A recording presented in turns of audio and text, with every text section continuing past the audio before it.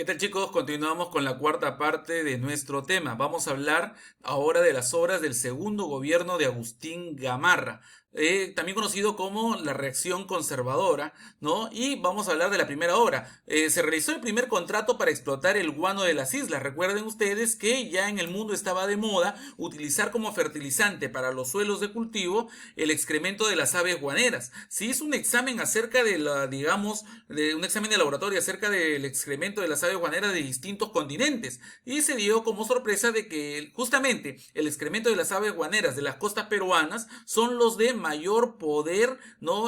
Para fertilizar el suelo. Es así que se hace un primer contrato para arrendar las islas, alquilarlas a un empresario para que él, saque el guano y lo exporte a Europa. Bueno, este primer contrato lo ganó el peruano Francisco Quirós, que lo alquiló por 6 años, comprometiéndose a pagar 10.000 pesos cada año. Sin embargo, este contrato quedó anulado porque el precio del guano en Europa era altísimo y de alguna manera el precio que pagaba era ínfimo. Por eso se anuló el contrato y se optó por otro sistema ya en el gobierno de Ramón Castilla. Entonces, pero en el segundo gobierno de Agustín Gamarra se hizo el primer contrato para explotar las islas guaneras. Bueno, justamente tenemos la imagen acá del carguío de guano en las islas de Chincha, ¿no? Que es una imagen, un grabado de aquel momento, cómo se sacaba el guano, con pico y pala. Bueno, otro hecho importante dentro del gobierno de Gamarra es la creación y fundación del Colegio Nacional Nuestra Señora de Guadalupe, que es uno de los colegios referentes del Perú, ¿no? Y que fue inaugurado a iniciativa de el iqueño Domingo Elías. Acá tenemos la imagen del Colegio Nacional Nuestra Señora de Guadalupe y acá tenemos una imagen mucho más antigua, ¿no? Una foto más antigua, ¿no? De cómo era el colegio y acá tenemos la imagen moderna. Es el mismo colegio pero con distinta pintura, nada más, ¿ya? Ahora vamos a hablar de la publicación de un nuevo periódico, el periódico El Comercio. El 4 de mayo de 1839 el periódico El Comercio fue fundado por el chileno Manuel Amunátegui y el argentino Alejandro Villota, ¿no? Y así comienza la historia del periódico El Comercio, que viene a ser hasta el momento el diario más antiguo que está en vigencia hasta la actualidad, porque hay diarios más antiguos, pero que ya no están en vigencia. Bueno, otro hecho importante fue la creación del Ministerio de Instrucción Pública, Beneficencia y Negocios Eclesiásticos, ¿no? Encomendando esta tarea a Agustín Guillermo Charún. Recordemos que este viene a ser el antecedente de la creación del Ministerio de Educación. El Ministerio de Instrucción Pública es este antecedente, ¿no? No se llamó Ministerio de Educación en aquellos momentos, sino Ministerio de Instrucción Pública, ¿no? Y que dará origen ya a otros ministerios en el futuro. Bueno, vamos ahora a otras obras del segundo gobierno de Agustín Gamarra. Y tenemos acá la estimulación de los estudios arqueológicos. Se dio una ley el 9 de enero de 1840 que autorizaba a las personas a realizar excavaciones arqueológicas. Pero esto también tuvo, de alguna manera, fue un arma de doble filo, porque si bien incentivó el desarrollo de la arqueología, también permitió el robo, el huaqueo de muchos sitios arqueológicos, y muchas de estas piezas no se encuentran en el Perú en la actualidad, sino se encuentran en museos privados de Europa y Estados Unidos. Bueno, esa fue la consecuencia. Además, promulgó en Huancayo el reglamento de la policía y moralidad para Lima y su provincia. El reglamento fue refrendado por el ministro Benito Lazo, el reglamento de la policía de aquel momento.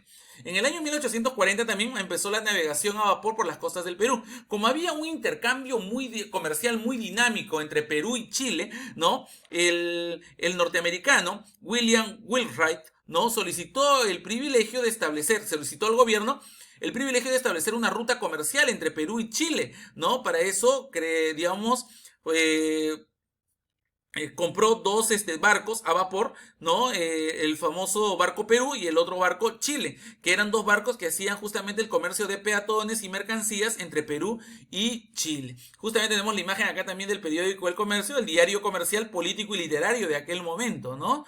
Bueno, ahora pasamos a la siguiente diapositiva. Otras obras del segundo gobierno de Gamarra son reglamentar el comercio, ¿no? De alguna manera dio unas leyes liberales para el comercio, redujo el impuesto a algunas mercancías y también aumentó para otras mercancías, de acuerdo a la conveniencia del Estado. Bueno, el 8 de julio de 1841 se firmó en Lima el Tratado de Paz, Amistad, Comercio y Navegación peruano-brasileño. Este tratado al final no se ratificó, no se concretó, pero era para marcar las fronteras entre Perú y Brasil y la navegación regeneración de los ríos que había en ese momento. Otro hecho importante es la introducción de la industria de los gusanos de seda. Recuerden que estos gusanos de seda, ¿no? Digamos, elaboran, pues, ¿no? Unas pequeñas telas muy finas, sedas, pero estos gusanos habitan en un árbol llamado morera, ¿no? Inclusive se hizo un concurso pagando 2,000 pesos a aquellos que presentaran el mayor número de árboles de morera con gusanos de seda. De esta manera se incentivó, chicos, la industria de los gusanos de seda. Acá tenemos justamente digamos, lo que hacían los gusanos de seda en tanto tiempo, ¿no? Esta es la industria de los gusanos de seda. Ahora, el segundo gobierno de Gamarra se caracterizó por una fuerte rebelión, la rebelión de Ignacio de Vivanco. Esta revolución es conocida como la Revolución Regeneradora, ¿no? Recordemos que Ignacio de Vivanco era un joven militar que ya había participado con los chilenos Castilla y Agustín Gamarra en las expediciones restauradoras, pero ahora estaba en contra de Agustín Gamarra.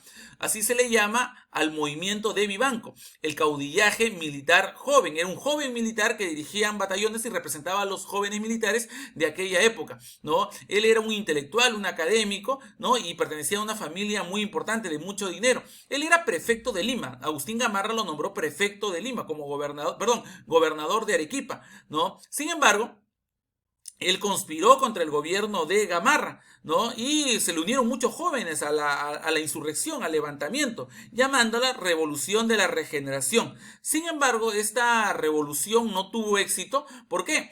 Porque Miguel de San Román, que en un inicio apoya a Vivanco, más bien apoya luego a Castilla. Sin embargo, fue un hecho importante, ¿no? Tenemos la imagen de Miguel Ignacio de Vivanco Iturralde y también tenemos la imagen de Miguel de San Román y Mesa, ¿no? Que vienen a ser militares, personajes muy conocidos hasta en el gobierno de Ramón Castilla. Bueno, pasamos ahora a la siguiente diapositiva y vamos a hablar, chicos, de los entretelones de la revolución de Vivanco. Fue uno de los hechos más importantes. Agustín Gamarra mandó, digamos, 3 expediciones.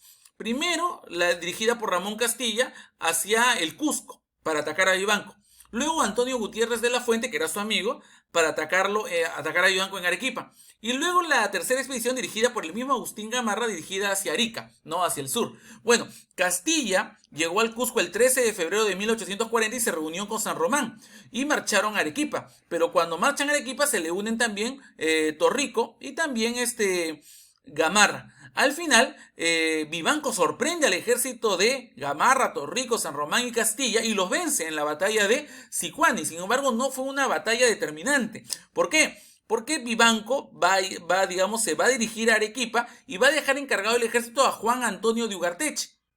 Juan Antonio de Ugarteche no puede perseguir a las tropas de Agustín Gamarra, Castilla, Torrico y San Román, así que tiene que volver. Sin embargo, ya el ejército de Agustín Gamarra se había recuperado y se va a enfrentar a Vivanco en la famosa batalla de Cuevillas, allí en Arequipa, donde Agustín Gamarra vence definitivamente a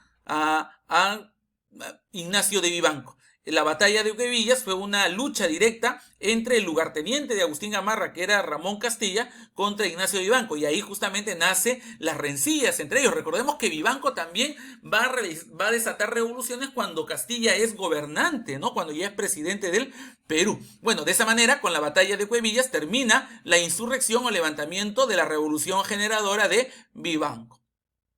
Ahora pasamos a un hecho importantísimo con el cual termina el segundo gobierno de Gamarra, es la guerra con Bolivia. El 2 de octubre de 1841 Gamarra cruzó la frontera con 4,000 soldados e ingresó a La Paz, ¿no? Ya ingresó a La Paz el 15 de octubre, ¿no? Sin combates y se estableció en la ciudad, tomó la ciudad. Ante esto, muchos generales, oficiales del ejército boliviano se unen a pesar de que tenían muchos problemas entre ellos y nombran a Vallivian como presidente boliviano. Vallivian organiza el ejército y se va a enfrentar al ejército de Agustín Gamarra. La primera gran batalla de la guerra con Bolivia fue la batalla de Mecapaca, el 22 de octubre de 1841, ¿no? Cerca de la ciudad de La Paz, donde el ejército peruano dirigido por San Román y también por Agustín Gamarra derrotó a los bolivianos de Vallivian en esta batalla, la batalla de Mecapaca. Sin embargo, no es la única batalla. Ahora, esta guerra va a terminar justamente con el enfrentamiento en la batalla de Ingavi.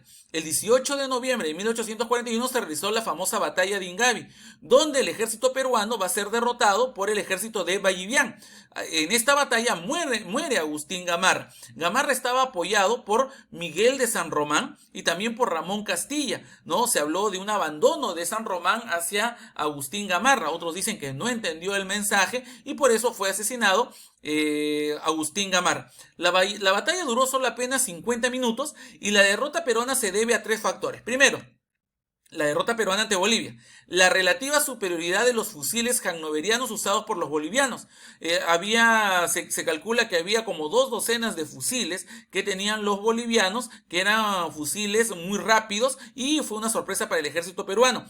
A eso se suma la indisciplina y el divisionismo que imperaba en el ejército peruano. Eran hombres indisciplinados, se creían vencedores y al final fueron derrotados, ¿no? Y antes de terminar la batalla ya se habían rendido y algunos habían huido. Bueno, la retirada del general Miguel de San Román, que según la historia, algunos dicen que entendió mal el mensaje y otros abandonó y traicionó a Agustín Gamarra. Bueno, al final concluimos que la batalla de Ingavi fue una derrota para los peruanos, donde muere Agustín Gamarra. Tenemos la imagen justamente de la batalla de Ingavi y justamente una pintura donde muere Gamarra y vemos los ángeles alrededor. Ahora, esta guerra no va a terminar ahí.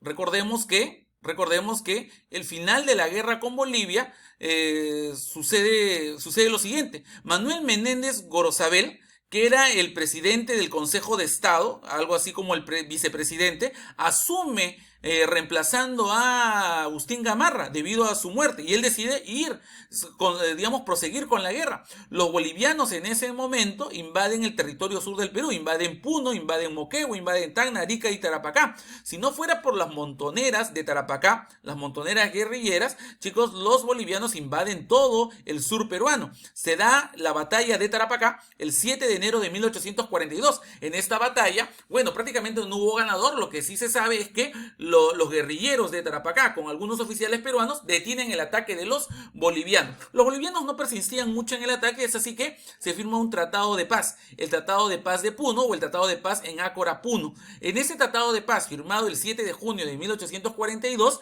ya con la mediación chilena, los bolivianos deciden retirarse del territorio peruano, pero a cambio de eso quede sin efecto el pago de una deuda que tenía Bolivia al Perú, una deuda de independencia por la batalla de Junín y Ayacucho. Recordemos que la batalla de Junín y Ayacucho le da libertad no solamente al Perú, sino también a Bolivia, y por eso había una deuda de guerra establecida por Sucre, Bolívar en aquel momento, que no se llegó a pagar. Una condición para que los bolivianos se retiren del sur peruano, de Puno, Moquegua, Tacna, Arica y Tarapacá, era de que ya no se le cobre la deuda, y así fue con la mediación chilena. Tenemos acá una imagen de los restos de Agustín Gamarra que descansan en el cementerio Presbítero Maestro. Chicos, murió uno de los presidentes más autoritarios del Perú, uno de los presidentes que sabía lo que quería y al margen de que estaba bien o estaba mal, no tenía convicciones, muchas convicciones, no de lo que quería hacer en el gobierno. Bueno, pasamos ahora a otro tema. Vamos a hablar de la anarquía militar. La anarquía militar viene a ser una etapa del gobierno del Perú donde hay mucho desorden, mucho caos. Eso lo vamos a ver en un minuto en la última parte de nuestro video.